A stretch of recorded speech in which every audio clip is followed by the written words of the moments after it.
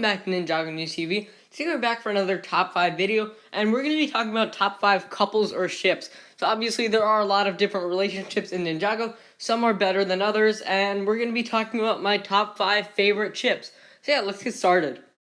I had a lot of trouble deciding what to put at number 5. I contemplated Lorumi but decided against it, and instead at number 5 we have Nadakhan Dilara. So, and some of you will find this to be a little bit of a more abstract choice, but I will explain.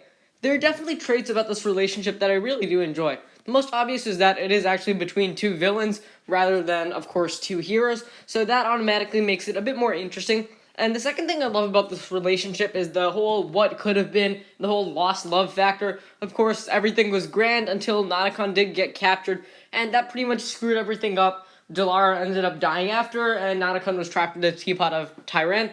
And later on in episode 64, we actually do get to see Dilara get revived, which was very interesting. Now, in the end, the reason this isn't higher is obviously, instead of focusing on a hero and a side character, it focuses on a villain and a very, very minor character. I feel like there's a lot more we could have learned about this relationship. I feel like there were several opportunities in Skybound where they actually really could have elaborated on this relationship. The most obvious is actually Dilara's backstory and how she met Nadakhan. That is, to me, what I feel like could have been elaborated on the most. In fourth place, we have Kai and Skylor, or Kailor. What I love most about this relationship is the actual dynamic and how it actually developed over the course of Season 4. It started out with Kai trying to impress Skylor on numerous occasions, then of course, she did actually fall for him, and of course, it got a lot more interesting when Skylor was revealed to be a villain. Of course, she does turn good, and that, of course, is Kailor.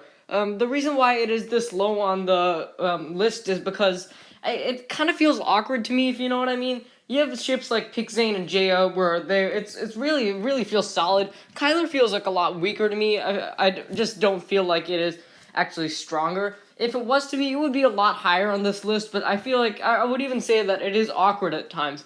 But nevertheless, I do love Kailor. They are really nice match for each other in terms of powers and just personalities too. Skylor, of course, being an awesome fighter, and Kai being very hot-headed, and he is also a great fighter in his own way. I feel like they really are perfect for each other. I just wish the relationship was a bit more solid.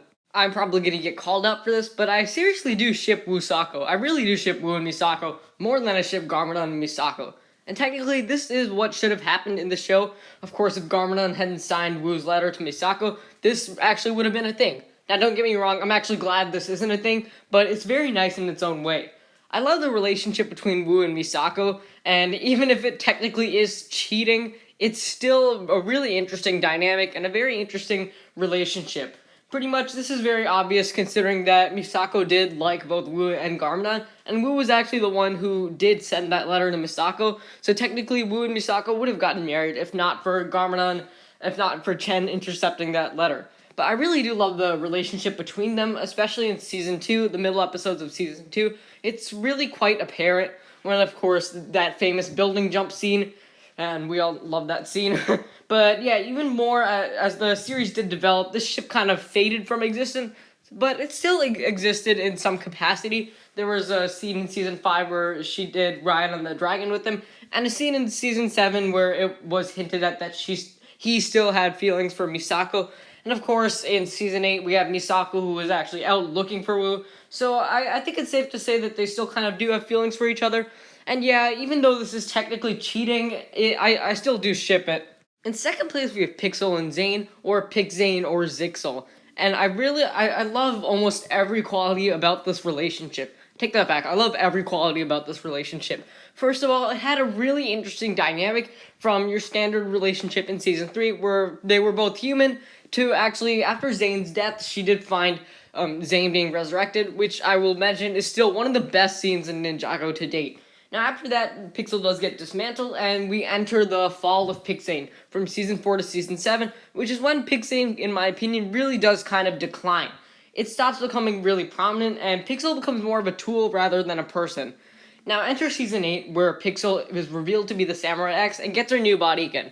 There, I feel like Pixane is actually revived, and it's back. What's most interesting about this is that the two are actually robots, of course, so this does make this relationship really interesting. I feel like in terms of when the relationship was best, it was best definitely in Season 3 and Season 8, As for the huge season 4 to season 7 gap, it really wasn't that good. As I've already said, Pixel was more of a tool rather than a person, and the relationship really did decline. I've already done a video on why I really love this ship, so if you want to get more information on why I love the Pixane ship, just scroll back. It's a video from a while ago, but yeah, that is basically a video just on this ship. Now for my favorite Ninjago ship. Are you guys ready? Are you ready? 3, 2, 1. GREENFLAME! Whoa, sorry guys, don't know what happened there. But in all seriousness, Jaya and Nia has got to be my favorite Ninjago ship. And I think I speak for the community when I say that this is probably the best ship ever.